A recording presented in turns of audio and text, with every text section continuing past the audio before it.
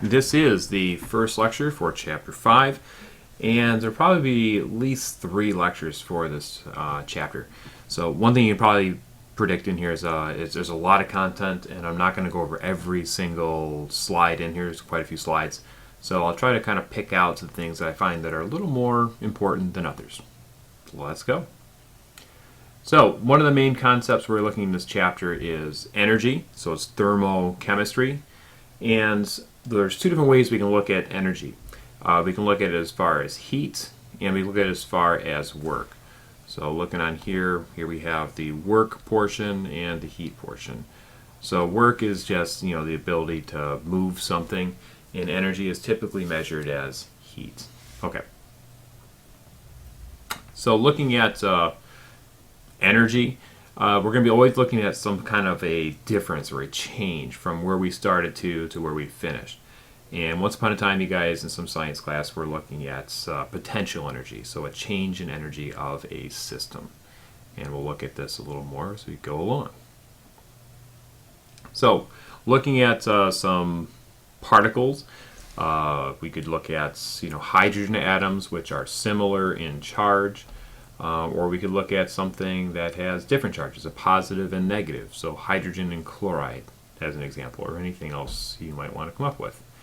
And we can look at as far as this energy of the system, the electrostatic potential of the system. So as 2 like charged particles get pushed closer together, say we're forcing them together, 2 positively charged particles, there's going to be some repulsion. They're not wanting to be too close to each other. So you're adding energy into what we could call a system. So the internal energy of the system is going to be positive. But then again, as these particles start moving away from each other, getting more and more distance between them, their potential energy system is going to go down. So there's not as much energy in the system, and therefore it's going to move towards 0 as the distance between them increases. And then just the opposite in regards to down here. As the particles are moving closer and closer to each other, the potential energy difference between them is going to become less. So therefore the system is going to be negative between the 2 particles. But as I move the particles further and further away from each other from this location over here, it is going to again move towards 0 because there's not that potential energy between them. And that can be expressed in this little equation sitting over here, where Q1 and Q2 regards the charges of the particles. K is just a constant and isn't going to change the equation. And d is the distance. So what we see here is as the distance increases between the particles, the electrostatic potential between them is going to decrease, regardless if they're like or opposite charges. But what is a greater factor in the potential energy, electrostatic potential, is the charges. And we'll see this much later on. That is the charges of the particles that really is going to influence the electrostatic potential between these particles. Okay, moving on. Looking at some units of energy, this is a mess, but this is kind of what's going on behind the scenes in developing what is a joule. It comes from the combination of a Newton meter, and we end up with joules. That is one way we can express energy. Another one is with the calorie, but in here we're mostly going to focus on joules. Okay. There's a little conversion as far as what they equate to. Now, when I usually say what are we talking about, we want to try to define what is the system and what is the surroundings. So in this little picture here, we're looking at this defined area in here as being the system. Whoops, we moved back. Try that again. There we are. This area here will be the system, and everything else is the surroundings. Doesn't matter what it is. Everything outside of this particular area is the system. You want to be very specific. We're looking at the particles themselves. Okay. Looking on here, Max Scherzer, very nice. As far as work goes, typically we refer to it as some force by some defined distance. So there we go. That's how we would define work. And again, this is part of how we look at the energy. So heat is always a little tricky one to discuss. Some physicists don't like using the word heat, but it's just a change in energy in a system, whether energy is coming in or energy is going out. So heat is defined as a change in energy, and energy always flows from hot to cold, not from cold to hot. Okay. We mentioned this before as far as how energy flows. Energy is always going to go from a high potential, well, it doesn't have to, from a high potential to a low potential as far as moving energy. Good enough?